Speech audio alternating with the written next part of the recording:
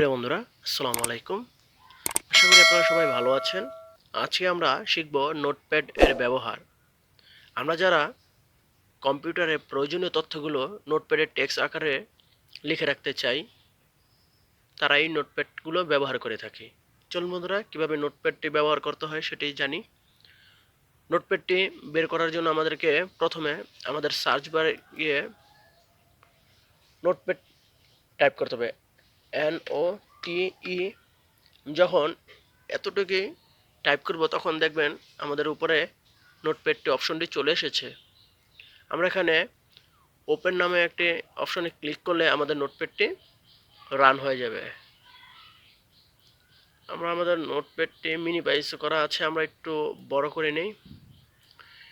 নোটপ্যাডে দেখুন 5টি অপশন রয়েছে: file, edit, format, view, help. আমি আপনাকে সংক্ষিপ্ত আকারে লিখে দেখাবো। যেমন মনে করেন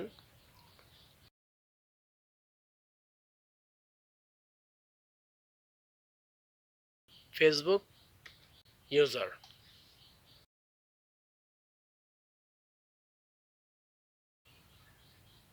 আমরা নোটপ্যাডে লিখলাম ফেসবুক ইউজার। আমরা এই লেখাটিকে পরিবর্তন করতে পারবো, ডিজাইন করতে পারবো, বড় ছোট করতে পারবো।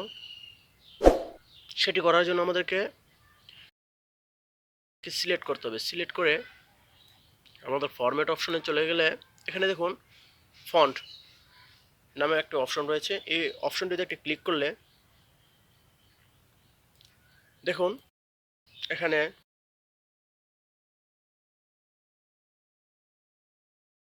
আমার ফন্টের ডিজাইনগুলো রয়েছে। আমার যেটি খুশি আমি সেটি ব্যবহার করতে পারবো। এই পাশে রয়েছে আমার স্টাইল, যে আমি ইটালিয়ান করব নাকি বোল্ড করব। ইটালিয়ান সিস্টেমে লেখাগুলো বাঁকা হয়ে যাবে, আর বোল্ড হচ্ছে লেখাগুলো একটু মোটা আকারে হয়ে যাবে, আর রেগুলার হচ্ছে স্বাভাবিক। আমার এই লেখাটি স্বাভাবিক রয়েছে। আমি যদি এখন ইটালিয়ান ক্লিক করি দেখুন এখানে শো করছে, স্যাম্পলটা শো করছে, হালকা একটু বেঁকে যাবে। আমি যদি এখানে ওকে ক্লিক করি দেখুন আমার এই লেখাটা ইটালিয়ান স্টাইলে বাঁকা হয়ে গেছে। আমি এটাকে আবার একটু বোল্ড করতে চাইলে আমি এখানে সিলেক্ট করে ফরম্যাটে গিয়ে আমি ফন্টে চলে গেলাম, গিয়ে আমি এখানে বোল্ড এখানে ক্লিক করে আমি ওকেতে ক্লিক করলাম। দেখুন আমার লেখাটি একটু মোটা হয়ে গিয়েছে।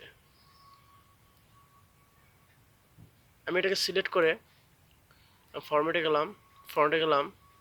তারপর আমি যদি চাই আমি এখান থেকে আমাদের লেখা পরিবর্তন করবো স্টাইল।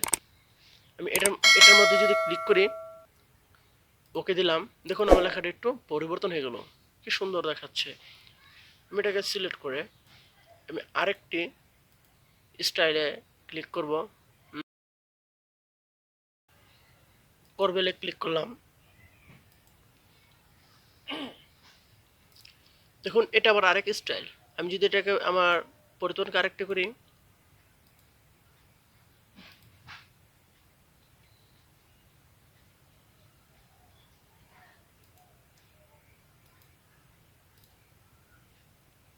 কি সুন্দর দেখাচ্ছে। আমি যদি চাই যে আমার এটা পছন্দ হয়নি, আমি আরেকটি স্টাইলে চেক করে দেখি কেমন দেখা যায়। আমি আবার চলে গেলাম,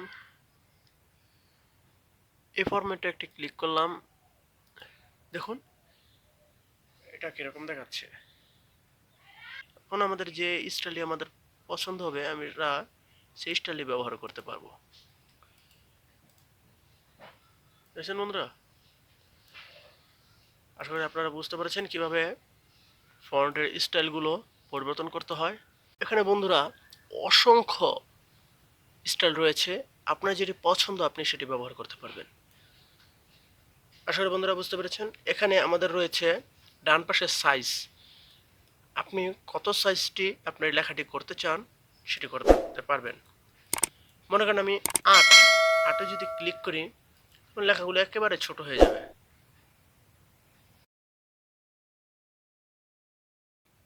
আমরা সাধারণত আমাদের লেখাগুলো আমরা 12-তে রাখি।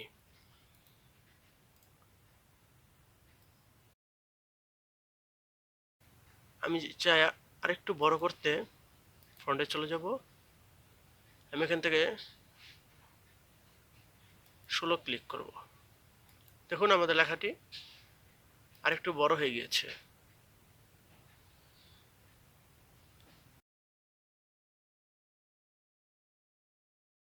আমি লেখাটি আরেকটু বড় করে দেখাচ্ছি।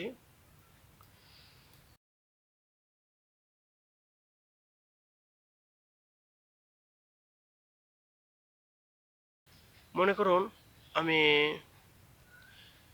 36-এ সাইজটি দিলাম। দেখুন আমার লেখাটি বড় আছে। আমি এখন আমার এই ফন্টটি এখন 36 সাইজে আছে। আমি ফন্টটি এখন সেভ করতে চাচ্ছি।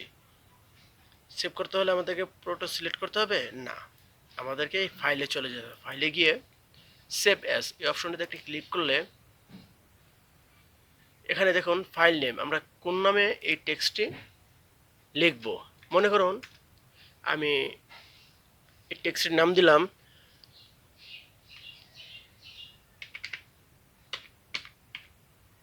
স্যাম্পল। স্যাম্পল লিখে আমি যেই ফোল্ডারে সিলেক্ট করতে চাবো সেই ফোল্ডারে আমি এটা সেভ করতে পারবো। আমি এখন ডি